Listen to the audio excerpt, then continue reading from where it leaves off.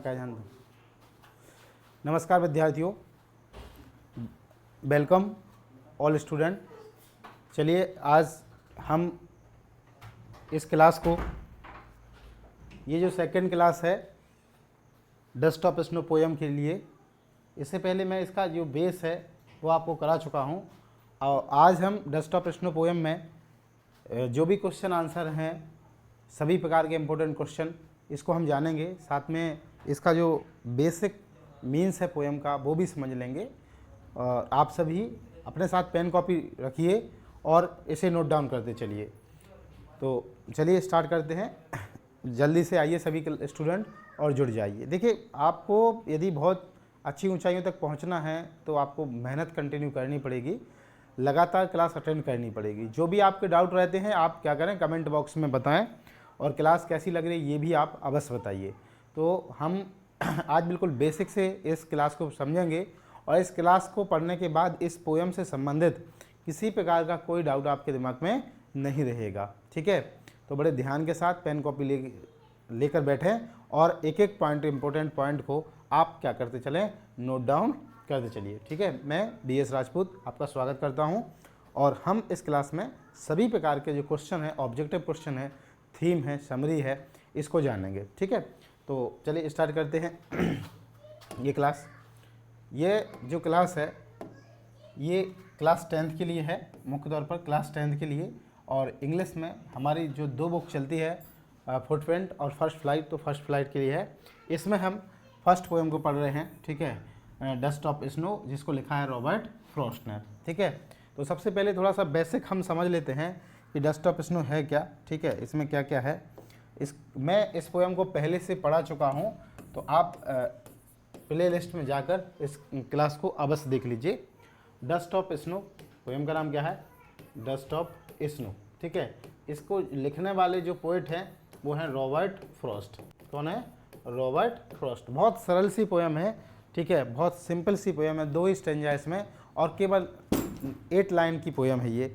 बहुत deep means है, एक प्रकार की नेचर पोएट है। रॉबर्ट फ्रॉस्ट जो है एक अमेरिकन पोएट है। ठीक है, कौन से पोएट हैं, अमेरिकन पोएट हैं, और ये हमेशा नेचर के बारे में लिखते हैं। किस चीज़ के बारे में लिखते हैं, नेचर के। तो इस पोएम में भी पोएट ने नेचर से संबंधित जो चीज़ें हैं वो समझाई हुई हैं। देखिए, डस्ट का मतलब होता है किसी भी चीज़ के जो बहुत महीन टुकड़े हैं, ठीक है, महीन पार्ट हैं, ठीक है, उसे अपन क्या बोलते हैं, डस्ट, यानी फाइन पार्टिकल को डस्ट बोलते हैं। और यहाँ स्नो का मतलब है आइस, तो बर्फ़ के जो टुकड़े हैं, ठीक है, उसके बाद के लिए पोएम है। इस पोएम में होता क्या है कि एक जो कवि रहते हैं, ठीक है, वो किसी उनका मूड ऑफ रहता है, किसी वजह से मूड ऑफ रहता, बहुत दुखी रहते हैं, सैड रहते हैं, तब वे घूमने निकलते हैं बाहर। और जब बाहर निकलते हैं तो एक ट्री के नीचे से निकलते हैं। ठीक है, ट्री जो रहता है एक हेमलॉक ट्री रहता है, हेमलॉक का पेड़ रहता है। ठीक है, कौन सा पेड़ रहता है, हेमलॉक का पेड़ रहता है। ठीक है, हेमलॉक का पेड़ रहता है, हेमलॉक मीन्स धतूरे का पेड़ रहता है। इसके नीचे से यहाँ से गुजरते हैं तो यहाँ पर, ठीक है, एक क्रो बैठा रहता है। कौन सा, क्रो एक बर्ड होता है, पक्षी, ठीक है, कौवा जैसे हम बोलते हैं, वो बैठा रहता है। जब कभी यहाँ से निकलते हैं तो एक क्रो क्या करता है, इस पेड़ की ब्रांच को हिला देता है, शेक कर देता है, तो इससे इस पर जमी हुई जो बर्फ़ है, धूल है, डस्ट ऑफ स्नो है, वो पोएट के सिर पर गिरती है, हेड पर गिरती है, और इसके कारण कवि का मूड क्या हो जाता है, चेंज हो जाता है। यानी जो सैड मूड रहता है, सैडनेस में रहते हैं, वो हैप्पी हो जाते हैं, और इससे उनका जो समय पहले दुखी में जा रहा था, बहुत बेकार जा रहा था, अब मूड उनका चेंज होकर बहुत अच्छा मूड हो जाता है, और वह, ठीक है, रिफ्रेश महसूस करते हैं, तरोताज़ा महसूस करते हैं। तो इस पोएम में हेमलॉक ट्री की चर्चा है, क्रो की चर्चा है। हालांकि हेमलॉक और जो क्रो हैं, यानी कौवा और धतूरा हैं, ये दोनों नेगेटिव चीज़ें हैं, लेकिन कवि ने इनका यूज कैसे किया है, पॉजिटिव तौर पर किया हुआ है। ठीक है, तो ये बेसिक जानकारी है। आइए हम स्टार्ट करते हैं। एक एक क्वेश्चन को बहुत डीपली समझेंगे, बहुत अच्छी तरीके से, और इसी क्लास में सारे क्वेश्चन आपको क्या हो जाएंगे, याद हो जाएंगे। तो चलिए मस्ती के साथ हम पढ़ते हैं इस क्लास को। वेलकम। ठीक है, लाइक कर दीजिए आप सभी क्लास को, और जहाँ कोई भी डाउट रहे तो आप बता दीजिए। ठीक है, तो क्वेश्चन नंबर फर्स्ट, पहला क्वेश्चन ये आपकी स्क्रीन पर। ठीक है, क्वेश्चन नंबर फर्स्ट ये रहा आपकी स्क्रीन पर यहाँ। अच्छा, कुछ लोग पूछ रहे हैं सर आपका नाम क्या है। मेरा नाम BS राजपूत। क्या नाम है, BS राजपूत। ठीक ठीक, चलिए ठीक है। पहला क्वेश्चन ये है, question number first, what does dust of snow. ठीक है, डस्ट ऑफ स्नो मीन्स मैंने बता दिया क्या होता है। डस्ट का मतलब होता है फाइन पार्टिकल।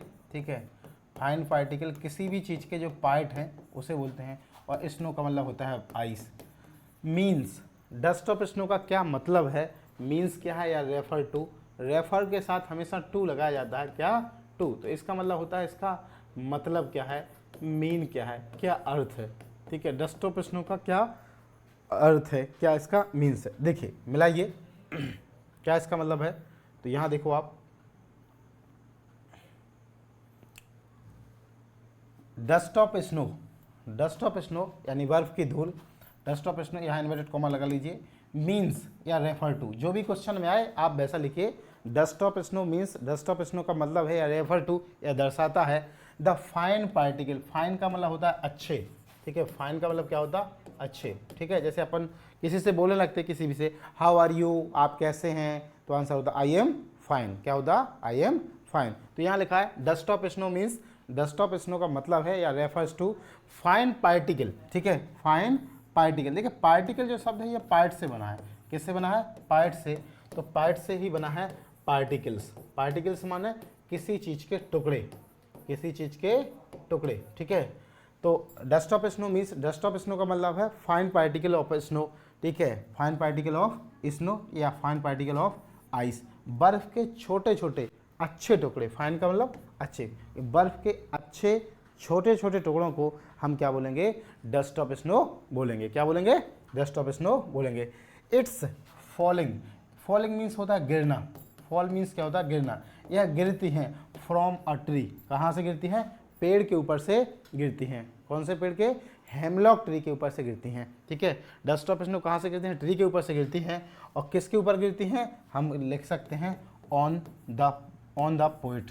ठीक है, डस्ट ऑफ स्नो क्या लिखा, it's falling from a tree, यह पेड़ पर से गिरती हैं। और किसके ऊपर गिरती हैं, ऑन द पोइट, पोइट के ऊपर गिरती हैं। जैसे ही पोइट के ऊपर गिरती हैं तो पोइट का मूड चेंज हो जाता है, full stop. It refresh, refresh means तरोताज़ा कर देना, रिफ्रेश मीन्स तरोताज़ा कर देना, तरोताज़ा कर देना, रिफ्रेश कर देना। जैसे कई बार अपन क्या कर लेते कि किसी वजह से थके हों और बहुत अच्छा पसंद का गाना अपन को मिल जाए सुनने को, तो हमारा माइंड कैसा हो जाता है, रिफ्रेश हो जाता है। तो यहाँ क्या लिखा, इट रिफ्रेश, यह तरोताज़ा कर देता है यानी फ्रेश बना देता है द पोइट्स मूड, कवि के मूड को। मूड का मतलब यहाँ पर उसका जो भाव है, ठीक है, विचार हैं, ठीक है, इसकी बात कर रहे हैं। इससे कवि का मूड क्या हो जाता है, चेंज हो जाता है। ध्यान रखिए, मूड चेंज होकर कैसा हो जाता है, रिफ्रेश। फिर से एक बार क्वेश्चन देखिए, क्वेश्चन क्या है, what is dust of snow, dust of snow है क्या। तो आंसर में लिखा dust of snow means, dust of snow का मतलब है the fine particle of snow, बर्फ के अच्छे टुकड़े, फुल स्टॉप। इट्स फॉलिंग, यह गिर रहे हैं, कहाँ से गिर रहे हैं, फ्रॉम अ ट्री, कहाँ से गिरते हैं, ट्री से गिरते हैं। किस पर गिर रहे हैं, ठीक है, ऑन द पोएट हेड, या पोएट कवि के ऊपर गिर रहे हैं, फुल स्टॉप। और ये क्या करता है, इट रिफ्रेश्ड, रिफ्रेश मीन्स तरोताजा करना, यह तरोताजा कर देता है, ताज़ा बना देता है किसे, द पोएट मूड, कवि के मूड को। ठीक है, कमेंट बॉक्स में बताइए क्लास कैसी लग रही है। ठीक है, ये अवश्य एक ऑब्जेक्टिव क्वेश्चन आपसे पूछते हैं, आप देखते हैं आप लोग आंसर दे पा रहे हैं कि नहीं दे पा रहे हैं। ठीक है, ये क्वेश्चन है objective, which type of tree used in the poem, इस पोएम में किस प्रकार के पेड़ का यूज किया गया है। ऑप्शन लिखा है पीपल ट्री, पहला ऑप्शन है पीपल ट्री, सेकंड ऑप्शन है मैंगो ट्री, सेकंड ऑप्शन है मैंगो ट्री, थर्ड ऑप्शन है हेमलॉक ट्री, थर्ड ऑप्शन है हेमलॉक ट्री। पहला ऑप्शन क्या लिखा, पीपल ट्री, दूसरा option mango tree, third hemlock tree, और लास्ट ऑप्शन लिखा है बनियान ट्री, बनियान ट्री। ठीक है, बनियान ट्री। कमेंट बॉक्स में बताइए आप, ठीक है, कि कौन से ट्री का यूज किया गया। बिल्कुल, बहुत अच्छा। ठीक है, चलिए चलते हैं अगले क्वेश्चन पर, क्वेश्चन नंबर सेकंड की ओर। क्वेश्चन नंबर सेकंड है,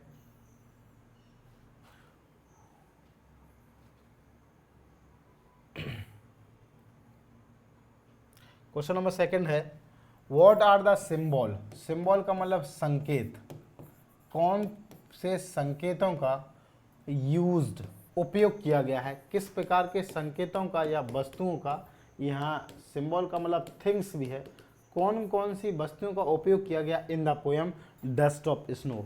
डस्ट ऑफ स्नो पोएम में किस प्रकार के सिंबल का यूज़ किया गया है, कौन कौन सी वस्तुओं का उपयोग किया गया है, इसे जानते हैं। तो सबसे पहले तो मैंने बताया था हेमलॉक ट्री, और दूसरा बताया था क्रो।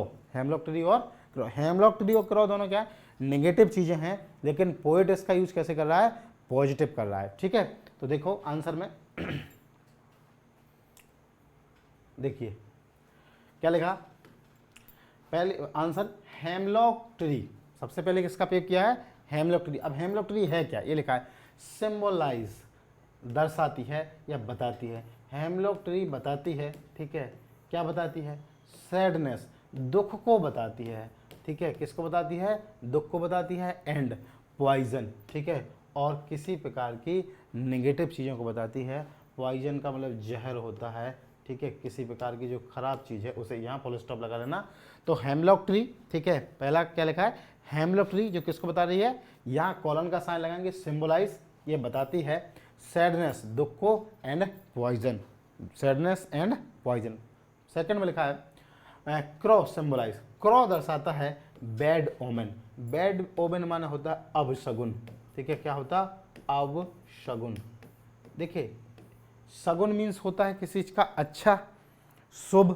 ठीक है, शुभ और अशुभ, तो अशुभ जो बोलेंगे उसे बोलेंगे बैड ओमेन। ठीक है, क्या बोलेंगे, बैड ओमेन, वोमेन नहीं, बैड ओमेन। ओमेन की स्पेलिंग क्या लिखी है, OMEN। ठीक है, अपशगुन। जैसे गुड, एक चीज होती है गुड, अच्छा, तो यहाँ लिखा है बैड। ठीक है, अब यहाँ लिखा है डेस्पाइट, के बावजूद, they are negative images, negative things, हालांकि ये क्या है, डिस्पाइट माने के बावजूद, के बावजूद, ये नेगेटिव वस्तुओं के बावजूद, बट ये कैसी वस्तु हैं, नेगेटिव वस्तु हैं, लेकिन दे ब्रिंग्स, ये लाती हैं। ठीक है, ब्रिंग मीन्स लाना, ये लाती हैं, अबाउट, ये पॉजिटिव चेंज, हालांकि ये नेगेटिव वस्तु हैं लेकिन ये कैसा चेंज लाती हैं, पॉजिटिव चेंज लाती हैं इन द पोइट्स मूड, कवि के मूड में, कवि के भाव में, विचार में, कैसा मीन्स लाती हैं, पॉजिटिव मीन्स लाती हैं। कैसी, नेगेटिव हैं लेकिन मीन्स कैसा ला रही हैं, पॉजिटिव मीन्स ला रही हैं। ठीक है, चलिए एक बार फिर से देख लो आप, एक बार हम फिर से देखते इसे, फिर से देख लो आप क्या पूछा है कि पोइट में कौन कौन से सिंबल का यूज़ कर रहे हैं, पोइट में कौन कौन से सिंबल का यूज़ कर रहे हैं। तो हेमलॉक ट्री, सबसे पहले क्या लिखा है, hemlock tree symbolize sadness and poison, hemlock tree दर्शाती है सैडनेस को और पॉइजन को। क्रॉस सिंबलाइज बैड ओमेन, ठीक है, बैड ओमेन, ठीक है, बैड ओमेन माने अपशगुन। डिस्पाइट दे आर नेगेटिव, हालांकि वे नेगेटिव हैं, नेगेटिव थिंग्स हैं, वस्तुएं, बट लेकिन दे ब्रिंग्स, ये लाती हैं क्या, अबाउट ए पॉजिटिव मीन्स। ठीक है तो नेगेटिव लेकिन मीन्स क्या है इनका, पॉजिटिव है, नेगेटिव चीज़ें हैं लेकिन मीन्स कैसा है, पॉजिटिव। कहाँ लाती है, इन द पोएट मूड, कहाँ लाती हैं, कवि के मूड में, कवि के विचार में। ठीक है, चलिए अब क्वेश्चन नंबर थर्ड की ओर चलते बन। क्वेश्चन नंबर थर्ड,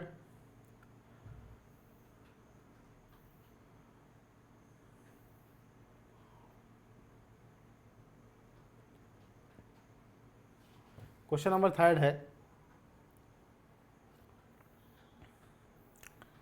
क्लास कैसी लग रही है, आप लोग कहाँ से इस क्लास को देख रहे हैं कमेंट बॉक्स में बताइए, सभी लोग कमेंट बॉक्स में बताइए क्लास कहाँ से देख रहे हैं। ठीक है, अनिवार्य तौर पर क्लास कैसी लगे, देखिए बड़े मज़ा लेके पढ़ना है। ठीक है, खूब पढ़ना है, मज़ा लेके पढ़ना है, टेंशन नहीं लेना। ठीक है, पूरी क्लास पढ़ना, आप पूरा कोर्स बहुत अच्छी तरीके से होगा और बहुत बढ़िया समय से होगा, बहुत अच्छे नंबर आपके आएंगे। ठीक है, बस आपको लगातार मेहनत करनी है और लगातार क्या करना, क्लास अटेंड करनी है। इंग्लिश की कोई समस्या नहीं होगी, आप बस क्लास को क्या करिए, अच्छी तरह से अटेंड करिए। चलिए तो क्वेश्चन नंबर थर्ड देखते अपन। क्वेश्चन नंबर थर्ड है, क्वेश्चन नंबर 3 है ये कि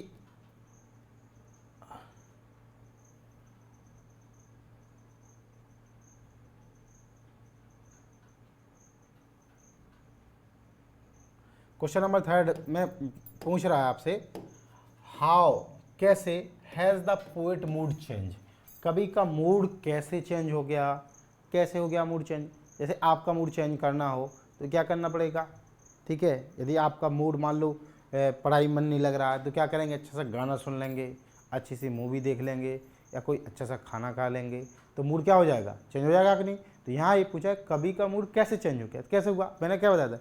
पोएट कहाँ से जा रहे थे, हेमलॉक ट्री के नीचे से जा रहे थे, कहाँ से, हेमलॉक ट्री के नीचे जा रहे थे, तभी उनका मूड चेंज था। तो क्रॉ ने क्या किया, पेड़ की ब्रांच को क्या कर दिया, शेक कर दिया, पेड़ की शाखा को हिला दिया, तो उस पर क्या जमी थी, बर्फ की धूल जमी थी, और जाके कहाँ गिरी, यहाँ गिरी, सिर पर गिरी, ठीक है।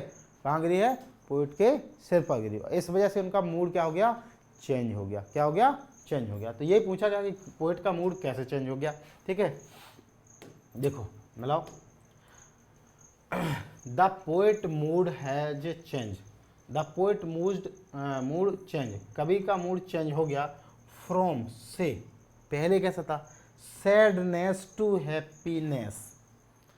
क्या लिखा आंसर में, द पोएट मूड चेंज, कवि का मूड चेंज्ड, बदल गया, फ्रॉम से, सैडनेस, दुख से, दुख से चेंज होकर, पहले क्या था, मूड सैड था बहुत ज़्यादा, अब सैड से क्या हो गया, टू हैप्पीनेस हो गया। देखिए यहाँ पर नेस जुड़ा इसमें, सैड, क्या लिखा, सैड, सैड से क्या हो गया, हैप्पी, क्या हो गया, सैड से हैप्पी हो गया। तो इसमें लगा दिया नेस, तो ये गया सैडनेस, तो यहाँ लगा देंगे वाई को बना देंगे आई और नेस जोड़ देंगे, तो सैड से क्या हो गया, हैप्पीनेस। तो कवि का मूड सैडनेस से क्या हो गया, हैप्पीनेस हो गया, प्रसन्न हो गया, कब, आफ्टर के बाद, द डस्ट ऑफ स्नो, जब बर्फ की धूल, फॉल गिरती है, ऑन हिम, ठीक है, उनके ऊपर जब बर्फ की धूल गिरती है तो इससे उनका मूड क्या हो गया, चेंज हो गया। ये V2 फॉर्म है फॉल, ठीक है, V2, ठीक है, FALL, फॉल का सेकंड फॉर्म है फेल, FELL। कब कवि का मूड चेंज हो गया, कब चेंज हो गया, जब डस्ट ऑफ स्नो पोएट के ऊपर गिरती है। तो द पोएट मूड है चेंज फ्रॉम, कैसे, सैडनेस टू हैप्पीनेस, सैडनेस से हैप्पी हो गया, ठीक है, कब, after the dust of snow fall on him, जैसे ही डस्ट ऑफ स्नो उनके ऊपर गिरती है तो पोएट का मूड क्या हो गया, चेंज हो गया, ठीक है। एक क्वेश्चन आपसे ऑब्जेक्टिव पूछते हैं, ध्यान रखिए। क्वेश्चन पूछा है कि हमने पूछा, ठीक है, opposite word of, opposite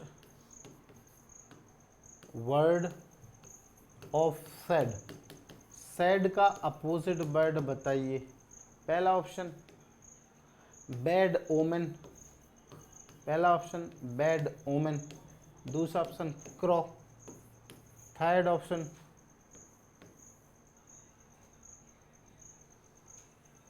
good, और डी वाला ऑप्शन हैप्पी, डी वाला ऑप्शन हैप्पी, ठीक है। तो आंसर आप बताइए क्या होगा, क्या होना चाहिए आंसर, क्या होना चाहिए, क्या होना चाहिए, सैड का अपोजिट क्या होता है, हैप्पी, कैसा हो गया, हैप्पी हो गया। चलिए अगले क्वेश्चन पर चलते, क्वेश्चन नंबर 4, क्वेश्चन है, क्या है question, right the central idea, central idea means theme, theme, इसी को अपन बोलेंगे केंद्रीय भाव, क्या बोलेंगे, केंद्रीय भाव, केंद्रीय भाव बताओ of the poem dust of snow, dust of snow poem का केंद्रीय भाव बताइए, या क्या बताइए, इसकी थीम बताइए, थीम का मतलब शीर्षक, क्या बताना है, इसका थीम बताना है या इसकी शीर्षक बताना है, कि ये जो पोएम है इसका केंद्रीय भाव ये ठीक है या नहीं है, ठीक है, क्या होना चाहिए। चलो इसमें हमें इस पोएम की समरी बताना है, क्या बताएंगे, समरी बताना है कि वैसे के पोएम क्या चाहती है हमसे, क्या कहना चाहती है, हमें क्या मतलब इसका बताना चाहती है। तो देखो आंसर में देखिए, ये जब भी सेंट्रल आइडिया वाला क्वेश्चन आपसे पूछ रहा है तो ये 3 मार्क्स में क्वेश्चन पूछता, कितने मार्क्स में पूछता है, 3 मार्क्स में क्वेश्चन पूछता है, तो इसको थोड़ा सा अपन को डीपली समझना पड़ेगा। बाकी बहुत इजी क्वेश्चन है, कोई दिक्कत नहीं। देखिए अभी याद करते अपन लोग, ठीक है, तुरंत याद करते हैं। The poem dust of snow is written by American nature poet Robert Frost. पहली लाइन क्या लिखी? द पोएम, यह जो पोएम है, कौन सी पोएम? डस्ट ऑफ स्नो, इसको इन्वर्टेड कॉमा लगाएंगे यहाँ। यह जो पोएम है dust of snow is written by, इसको लिखा गया है, किसके द्वारा लिखा गया? अमेरिकन नेचर पोएट, अमेरिका की प्रकृति कवि, ठीक है। कहाँ के थे ये? अमेरिका के हैं, तो अमेरिका के हैं तो अमेरिकन हो गए, ठीक है। नेचर, ठीक है, कैसे है? नेचर हैं तो यानी प्रकृति के हैं, और कौन है? Robert Frost. तो पहली line the poem Robert Frost, Robert Frost जो पोएम है, ठीक है, कौन सी पोएम है? Dust of snow. Dust of snow poem लिखी गई है किसके द्वारा? अमेरिकन नेचर पोएट, अमेरिका के जो नेचर पोएट हैं, क्या नाम है उनका? ठीक है, रॉबर्ट फ्रॉस्ट, इनके द्वारा लिखी गई है, ठीक है, फुल स्टॉप। इट इज़, यह है, इट इज़ अ स्मॉल, यह एक छोटी सी पोएम है, ठीक है। स्मॉल माने छोटी, बहुत छोटी पोएम है, केवल 8 लाइन ही है इसमें, ठीक है। 4 लाइन के 2 स्टैंजा हैं, और यह जो पोएम है एक स्मॉल पोएम है, सिंपल, स्मॉल है, सिंपल है, सरल पोएम है, विथ अ डीप मीनिंग। लेकिन इसका अर्थ कैसा है? बहुत गहरा अर्थ है। कैसा अर्थ है? बहुत गहरा अर्थ है। डीप मीन्स क्या होगा? गहरा, ठीक है। तो पहली लाइन क्या लिखी अपन ने?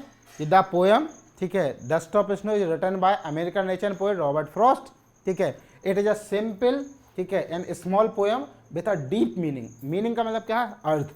इसका अर्थ कैसा है? बहुत डीप अर्थ है, ठीक है, गहरा अर्थ निकलता। The poem convey, convey means explain करना, समझाना, ठीक है। कन्वे मीन्स क्या है? समझाना, एक्सप्लेन करना।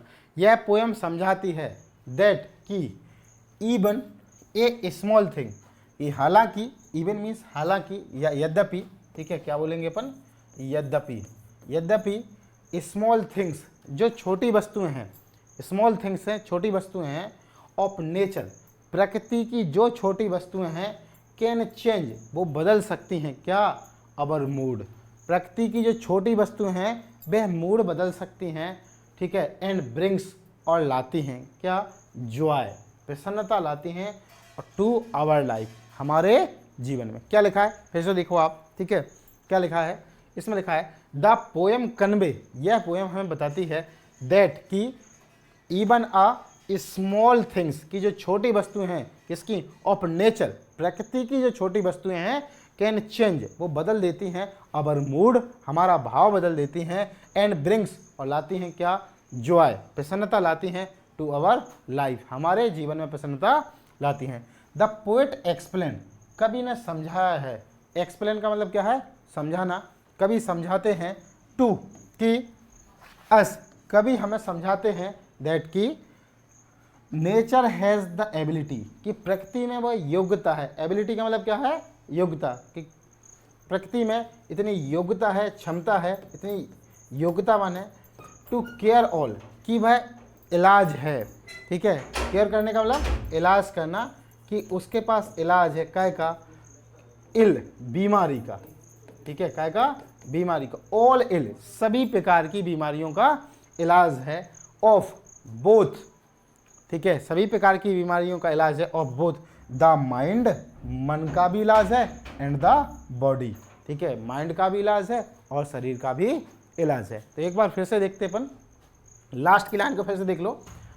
द पोएट एक्सप्लेन, कवि समझाते हैं, टू अस, हमें समझाते हैं, दैट की नेचर हैज़ द एबिलिटी, कि प्रकृति में इतनी क्षमता है, क्या क्षमता है? टू केयर, कि वह इलाज करती है, ठीक है। केयर ऑल इल, सभी बीमारियों का। ऑफ बोथ द माइंड, मन का इलाज करती है, एंड द बॉडी, और क्या का इलाज करती है? हमारे शरीर का इलाज भी करती है, ठीक है। तो एक बार फिर से हम इस क्वेश्चन को समझाएंगे और फिर ऑब्जेक्टिव क्वेश्चन देखते हैं। फिर से देखो आप, लिखा है the poem dust of snow is written by American nature poet Robert Frost. इस पोएम को American nature poet Robert Frost के द्वारा लिखा गया। It is a simple and small poem, यह एक सरल और आसान छोटी सी पोएम है, विथ अ डीप मीनिंग, जिसका गहरा मतलब है। द पोएम कन्वे, यह पोएम हमें समझाती है। कन्वे इसको पढ़ेंगे, that even a small things, की जो छोटी वस्तुएं होती हैं ऑफ नेचर, प्रकृति की, कैन चेंज, वह बदल देती हैं अवर मूड, हमारे भाव को बदल देती हैं, एंड ब्रिंग्स, और लाती हैं जॉय, प्रसन्नता लाती हैं टू अवर लाइफ, कि जो छोटी वस्तुएं हैं वह हमारे जीवन में क्या लाती हैं, प्रसन्नता लाती हैं। ठीक है, द पोएट एक्सप्लेन, कवि ने समझाया है, टू अस, हमें, दैट की नेचर हैज़ द एबिलिटी, कि प्रकृति में इतनी क्षमता है, टू केयर ऑल इल, कि वह सभी बीमारियों का इलाज करती है, ऑफ बोथ द माइंड, मन का भी इलाज करती है, एंड द बॉडी, और शरीर का भी इलाज करती है। ठीक है, चलिए हम अब इसके बाद ऑब्जेक्टिव क्वेश्चन देखते हैं। ऑब्जेक्टिव क्वेश्चन, एक क्वेश्चन आपसे पूछते हैं, एक क्वेश्चन मैंने आपसे पूछा है कि इस पोएम के पोएट कौन हैं, पोएट कौन है, पोएट का नाम बताओ इस पोएम के, अभी मैंने बताया।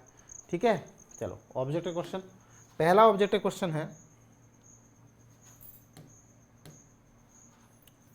पहला ऑब्जेक्टिव क्वेश्चन है first,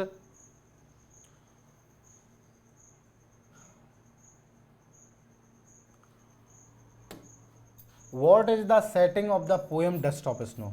dust of snow poem जब लिखी गई है तो उसका बैकग्राउंड क्या रखा गया है। सेटिंग का मतलब होता है कि इसका बैकग्राउंड क्या था, किस मौसम में लिखी गई थी, ठीक है, कब लिखी गई थी, ये बताना है। इस सनी मीडो, सनी माने धूप, मीडो माने घास होता है। ठीक है, एक धूप वाले मैदान में, सनी का मतलब धूप होता और मीडो का मतलब मैदान, धूप वाले मैदान में लिखी गई है।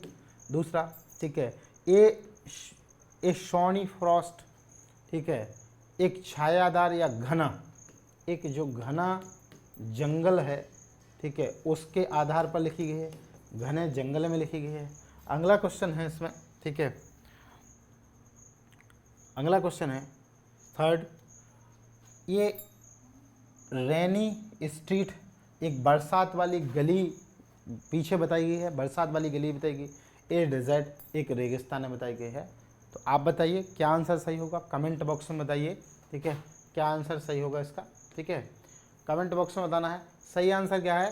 ठीक है, आपको पता हो पेड़ों की चर्चा है, ठीक है, पेड़ की चर्चा है, तो सही आंसर क्या होगा, ठीक है, फॉरेस्ट, जंग। अच्छा, पोएम का नाम ही है dust of snow, dust of snow कहाँ से गिरती है, ट्री से, डस्ट ऑफ स्नो कहाँ से गिरती है, ट्री से, और जहाँ पर ट्री होंगे वहाँ पर किस चीज़ की चर्चा होगी, फ्रॉस्ट की। तो ये शॉनी फ्रॉस्ट यानी एक घना जंगल, क्या है, एक घना जंगल। अगला क्वेश्चन है, ठीक है, अगला क्वेश्चन है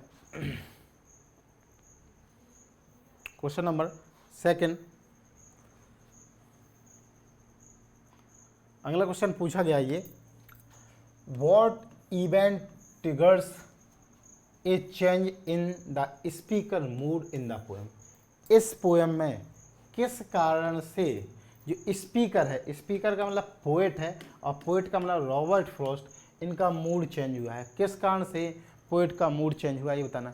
ए स्नोफॉल, स्नोफॉल मीन्स बर्फ़ गिरना, बर्फ़ के गिरने से। एक क्रॉस सेकिंग, बर्फ़ के गिरने से। स्नो मीन्स कहलाता है कि जब अपने आप बर्फ़ गिरती है, जैसे कश्मीर में, ठीक है, जो बर्फ़ गिरती है उसको स्नो बोलते अपन, ठीक है, तो बर्फ़ गिरने से। एक क्रॉ, ठीक है, सेकिंग, एक जो कौवा जो रहता है वो सेक करता है यानी हिला देता है, ठीक है, स्नो बर्फ़ को गिरा देता फ्रॉम अ ट्री, पेड़ से बर्फ़ को नीचे गिराता है इसके कारण। ये सनी डे, ये धूप के कारण। ए विजिट फ्रॉम अ फ्रेंड, या एक फ्रेंड के आने से। तो आप बताइए आंसर, आपको पता ही होगा क्या सही होगा आंसर, ठीक है, क्या सही होगा।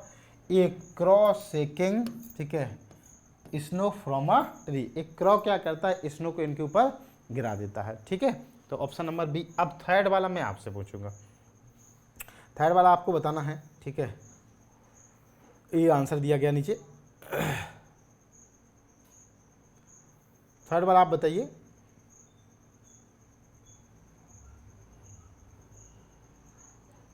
थर्ड वाला क्वेश्चन में पूछा गया, what does dust of snow symbolize in the poem.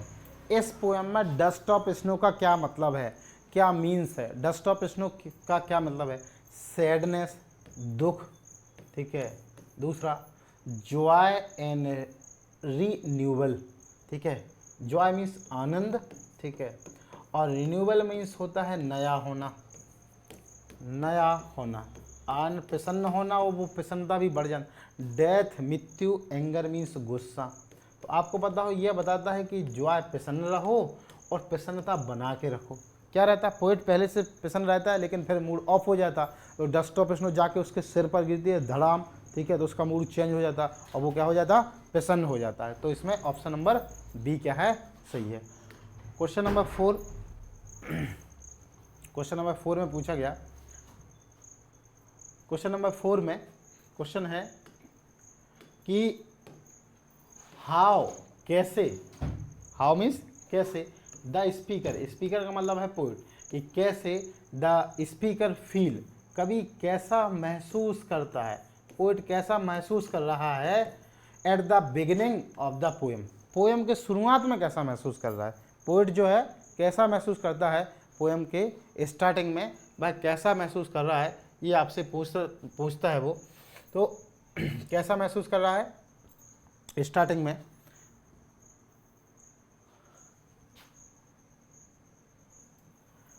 Poet कैसा महसूस कर रहा है स्टार्टिंग में, ये आपसे पूछा गया। ये ऑप्शन 4 आपके सामने है ये, ठीक है। पहला ऑप्शन में आपसे पूछ रहा है वो कि प्रसन्न है, पहला ऑप्शन हैप्पी है, दूसरा इनडिफरेंट है, ठीक है। प्रसन्न है पहली बात, तो हैप्पी है, प्रसन्न है। दूसरे में इनडिफरेंट, भिन्न है या अलग है, ठीक है। थर्ड डिप्रेस है, चिंता में है, ठीक है।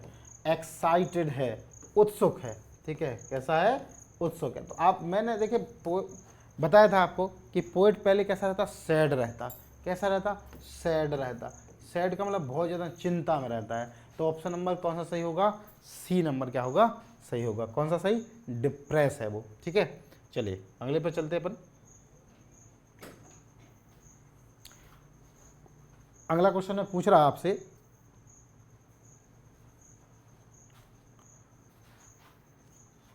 क्वेश्चन नंबर 5,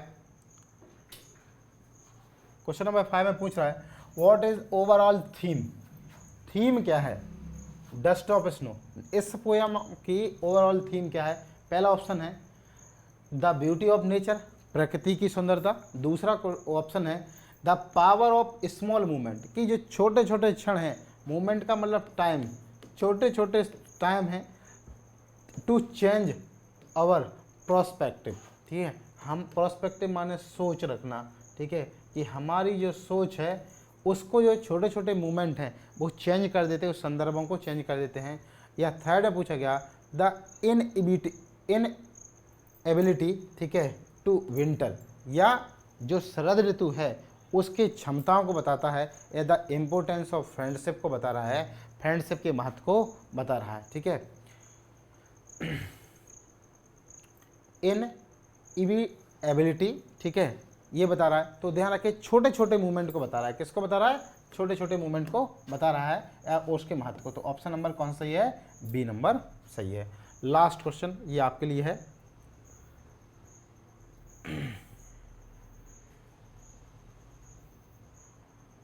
इसमें पूछा गया